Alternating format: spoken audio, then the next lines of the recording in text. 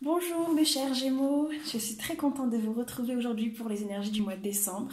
J'espère que vous allez bien, j'espère que vous avez passé un très bon mois de novembre. Alors comme j'ai dit pour tous les autres signes, je ne sais pas si vous avez déjà vu votre vidéo durant le mois de novembre 2019, mais j'ai l'habitude de faire des vidéos qui vont entre 30 et 40 minutes et pour ce mois-ci je ferai des vidéos qui iront entre 15 et 20 minutes. Tout simplement parce que c'est un jour pour moi sacré et je désire passer plus de temps avec ma famille que sur YouTube, tout simplement. Mais je vais tout de même faire en sorte que cette vidéo soit suffisamment concise, remplie d'informations et suffisamment riche pour que vous puissiez vivre au jour le jour vos énergies du mois de décembre, d'accord? Alors, je ne sais pas si vous vous souvenez, mais durant le mois de novembre, votre tirage concernait un travail que vous aviez fait sur vos cicatrices d'abandon et de rejet. D'accord, il y avait un énorme travail qui avait été fait dessus, un éclaircissement, une clairvoyance qui avait été fait dessus. Et la fin du mois de novembre s'était déroulée avec un peu plus de légèreté, un peu plus de joie et de confiance, mais en tout cas, vous aviez vraiment mis le point sur certaines cicatrices, ok? Alors là, durant le début du mois de décembre, on retrouve un peu ces énergies. Je vais vous expliquer, mais c'est normal, hein. Alors là, on est sur le 7 de denier. Le 7 de denier vient nous expliquer en fait que vous avez décidé de ne plus consacrer votre énergie sur des choses qui étaient toxiques. Ça peut être des relations toxiques, ça peut être des habitudes toxiques, ça peut être des pensées toxiques, mais vous avez décidé en fait de rompre complètement avec ces énergies qui ne vous étaient pas utiles et vous avez mis le doigt dessus. Et ça, je pense que c'est dû à votre travail excellent qui a été fait durant le mois de novembre. En plus de ça, ce qui est vraiment très beau, c'est que grâce à cette mise au point que vous avez fait sur les énergies qui vous entouraient et qui vous volaient votre vitalité, vous êtes en train de faire un travail sur la façon dont vous pouvez rendre votre énergie plus sécurisante. Vous faites en sorte en fait de vous sentir plus en sécurité avec vous-même, plus en sécurité avec les choses qui vous entourent et dans votre vie. En fait, pour aller plus loin, je vais assembler ces deux cartes pour que ce soit plus clair pour vous. Ici, on est sur le 6 de denier. J'ai l'impression qu'avec tout le travail que vous avez fait, aujourd'hui, vous permettez d'être plus en sécurité dans votre expansion vitale. Vous prenez place en surveillant et en protégeant votre propre sécurité. Alors quand je dis sécurité, je parle de quoi? C'est-à-dire que vous ne vous mettez plus en danger avec des relations qui ne vous servent plus. Vous ne vous mettez plus en danger dans des projets qui ne sont pas en accord avec vos valeurs. Vous ne vous mettez plus en danger sur des routes qui ne sont pas faites pour vous.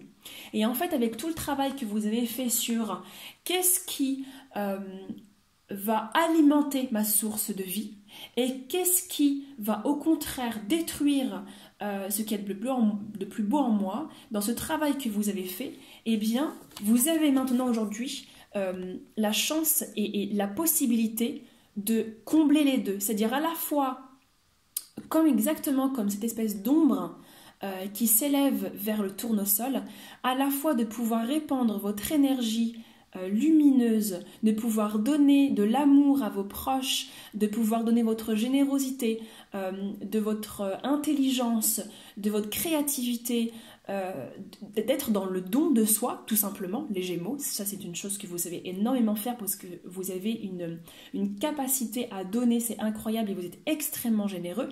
Et en fait, cette fois-ci, vous n'allez pas être généreux pour qu'on vous marche dessus. Vous avez le 4 de denier dans lequel vous allez travailler vos peurs de rejet, d'abandon et vos peurs de perdre les gens que vous aimez, de perdre de l'argent, de perdre la confiance que vous avez en vous-même, etc., etc.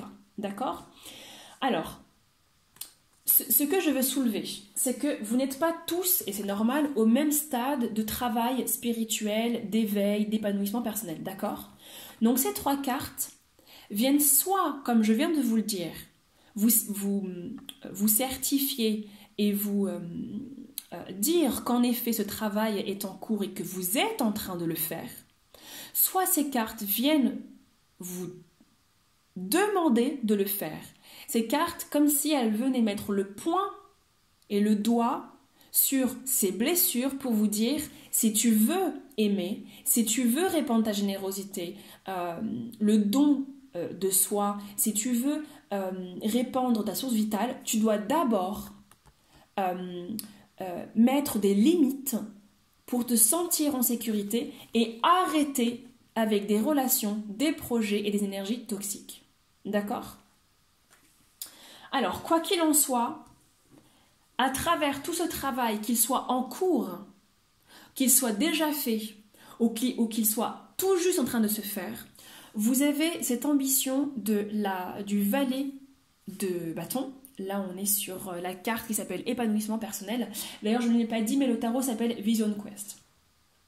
Cette carte du valet de bâton, voilà, j'y suis, vient nous raconter en fait que vous êtes sur le début d'une volonté de projet, d'accord, qui vous tient à cœur.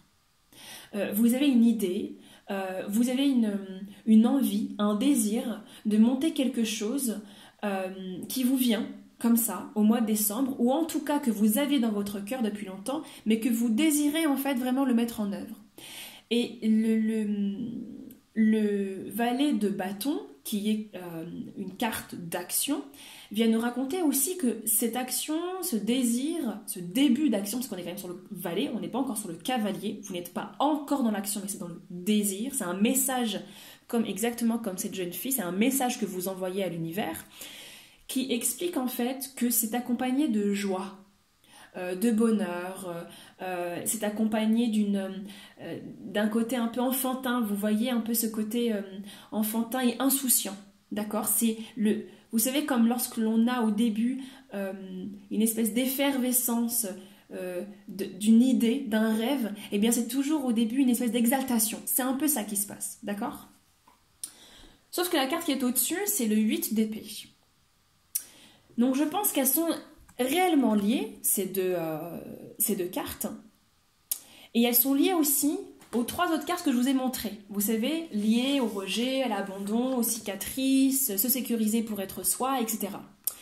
Et en fait, je vous dis ça parce que le fait de croire à ce projet, à ce rêve, à cette chose qui vous tient à cœur,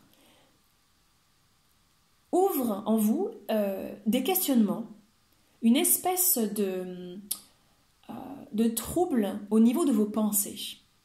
C'est pas quelque chose qui va se passer, parce que cette carte est extrêmement positive, mais c'est un espèce de manque de confiance en vous qui réapparaît ou qui apparaît ou qui est là parce que vous êtes en train de faire un travail sur vous et qu'en en même temps vous êtes en train de faire un travail sur vous ou vous êtes en même temps en train de monter un projet. Donc en fait, les deux se chevauchent. C'est l'impression que j'ai, les deux se chevauchent et inévitablement apparaissent ces troubles liés à vos cicatrices et liés à vos questionnements intérieurs. Et dans cette carte, le 8 d'épée, elle vient nous raconter que vous avez cette sensation, mais toujours en rapport avec, moi je trouve avec le 4 de denier, vous avez cette sensation d'être isolé. Parce que le 4 de denier parle de rejet, d'abandon et la peur de perdre. Et ben là, elle parle encore de cette peur d'être isolé, d'être rejeté, et comme si vous étiez enfermé dans vos pensées. Mais des pensées d'un schéma limitant, d'une pensée limitante vous concernant. Alors que, vous allez voir après le reste de la guidance, tout part d'un bon sentiment en fait. Vous voulez atteindre quelque chose, vous y allez, et puis vos schémas limitants, vous dites « Ah ouais, mais... Donc bon. Alors quoi qu'il en soit, vos schémas limitants ne sont pas vrais, puisque à la carte, il y a ensuite le 6 de bâton. Donc c'est-à-dire que là, on est sur le valet de bâton, mais le 6 de bâton vient nous dire « Bah oui, t'as raison de croire en ton projet puisque tu réussis. » Là, cette carte vient nous dire, bah en fait, cette idée qui émerge, ou peut-être une autre idée ou un autre projet qui était là déjà au mois de novembre, au mois d'octobre, au mois de septembre, quoi qu'il en soit, il y a une réussite. C'est-à-dire que là, on ne nous parle pas simplement une réussite personnelle au niveau psychologique ou au niveau spirituel, c'est vraiment au niveau de la matière. C'est-à-dire qu'il y a une espèce comme si votre patron vous donne un nouveau poste au gradé, vous avez une promotion, on vous prend à titre d'exemple au niveau de ce que vous avez réussi à faire, les gens vous félicitent, c'est vraiment de cet ordre-là.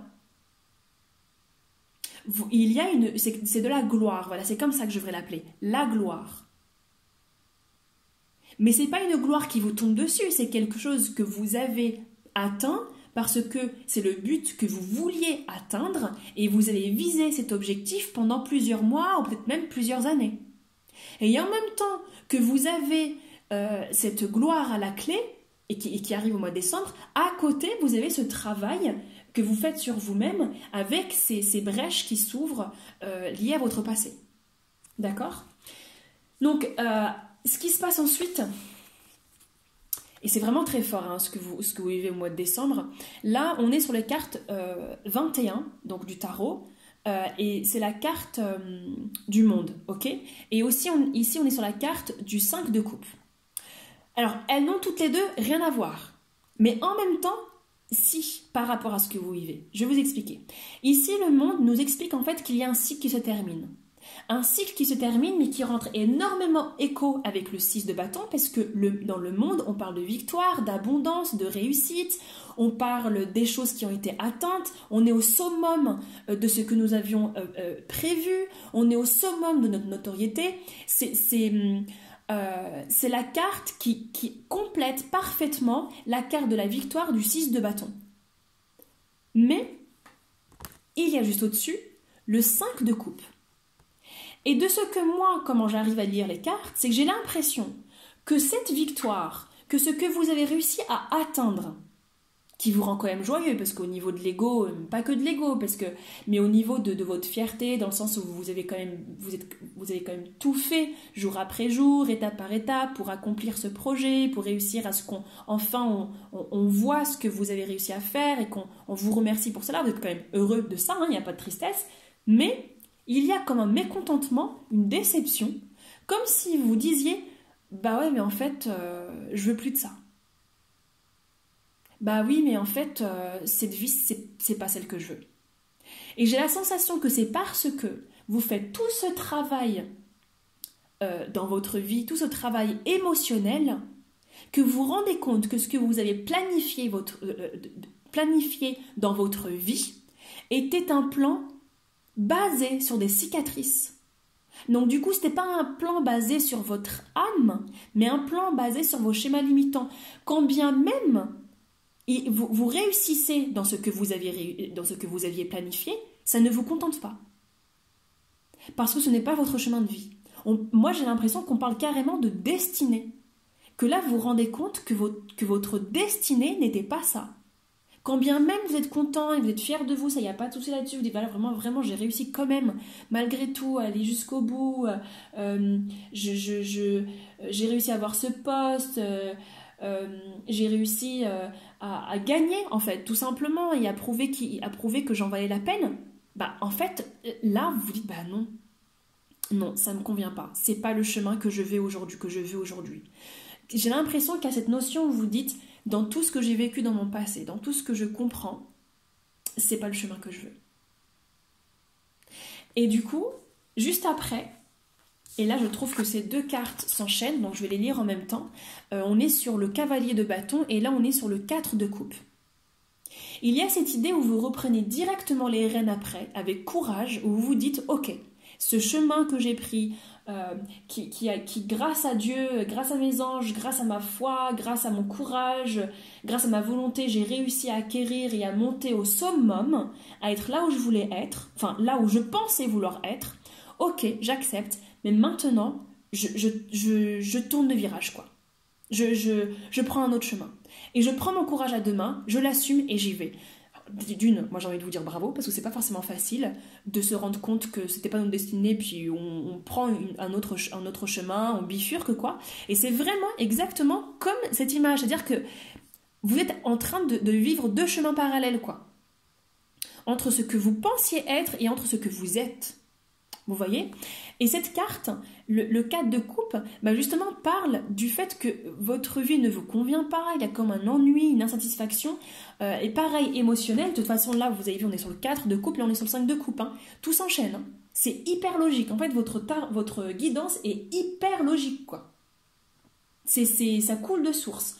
Et en fait, donc du coup, le cavalier de bâton, qui est votre personnalité, votre caractère, votre force de vie, va vous aider à rebondir, quoi. En toute conscience. Et le cavalier de bâton, ce qui est beau, c'est qu'il est doté de courage, d'impulsivité, de force de vie, de vitalité, et ça va vous aider à vous propulser. C'est comme un trampoline, quoi. D'accord ? Et puis après, les cartes sont magnifiques parce que vous avez donc le pape, évidemment. Donc le pape, c'est qu'en fait, vous allez comprendre encore plus de choses sur vous, le fait que vous bifurquez, le fait que vous prenez une autre destinée, le fait que vous posez les bonnes questions, le fait que vous regardiez en face. En fait, vous incarnez le pape, quoi. C'est la sagesse, c'est la spiritualité, c'est la remise en question, et puis c'est aussi c'est comme un ange gardien, c'est comme un... comment dire, comme une bonne étoile, quoi. Comme quelqu'un qui veille sur vous, quoi. Comme quelqu'un qui vous guide, quoi. D'accord ? Et c'est un peu comme cette carte le nomme le chaman, et on est sur le 5. Le 5, c'est la transformation. Bah, d'ailleurs, la transformation, elle est là aussi. Je vais vous expliquer. Et en fait, c'est un peu ce côté où vous vous transformez intérieurement. Et la transformation, ici, c'est la carte de la mort, quoi. La carte, vous la connaissez de toute façon. Et en fait, il y a une énorme transformation qui se fait en vous. Énorme transformation. Vous n'êtes... En fait, j'ai l'impression que vraiment, au mois de novembre, mois de septembre, octobre, il s'est passé vraiment un truc. Un truc où vous vous êtes dit, ok, bon, je vais regarder ce qui se passe en moi. Parce que c'est plus possible de vivre à travers ces blessures. C'est plus possible. Et il y a vous commencez pas 2020 en étant pareil. Hein. Vous changez. Hein. Il y a quelque chose en vous qui prend une autre couleur, une autre tournure. Et d'ailleurs, après on a le pendu. Bah, vous voyez le monde différemment. Tout simplement. Le pendu vient vous aider à voir le monde, à voir votre être, votre âme différemment. En fait, c'est la lumière qui s'ouvre, quoi. La lumière qui s'ouvre en vous et la lumière qui déclare je suis prêt à me transformer, j'accepte cette transformation, j'accepte cette nouvelle vie, ce nouveau chemin de vie, cette nouvelle destinée et j'y vais pleinement. Et en plus de ça, là, eh bien on est sur, donc aussi on l'appelle le guerrier spirituel, donc le 7, et on est sur le chariot. Donc c'est-à-dire, la vie se transforme, non seulement vous transformez à l'intérieur de vous, mais en fait à l'extérieur de vous, c'est plus la même vie en fait. Ça se propulse, donc le chariot, n'oubliez pas quand même que c'est un chariot avec 2 chevaux quand même, donc vous y allez au galop, mais 2020 c'est plus du tout, vous ne faites plus même, moi ce que j'ai l'impression, vous me direz, hein, ce dont j'ai l'impression c'est que vous ne faites plus le même travail, vous n'avez plus les mêmes relations, vous ne gagnez plus votre vie de la même manière, vous suivez vos rêves, vous écoutez votre instinct, vous écoutez votre cœur, vous assumez vos blessures, vous regardez votre passé plus comme une victime mais plutôt comme un co-créateur. Enfin, c'est hallucinant. Bon, je m'arrête là. C'est déjà pas mal, beaucoup d'informations. N'hésitez pas à me dire ce que vous en pensez, comment vous vivez les choses. En tout cas les Gémeaux, bon voyage parce que c'est un sacré voyage extraordinaire que vous menez rempli de courage, de persévérance. Donc je vous dis bravo, je vous embrasse très fort, je vous souhaite de magnifiques fêtes entourées de gens que vous aimez, que ce soit votre famille ou pas. Et je vous dis à très bientôt. Ciao ciao.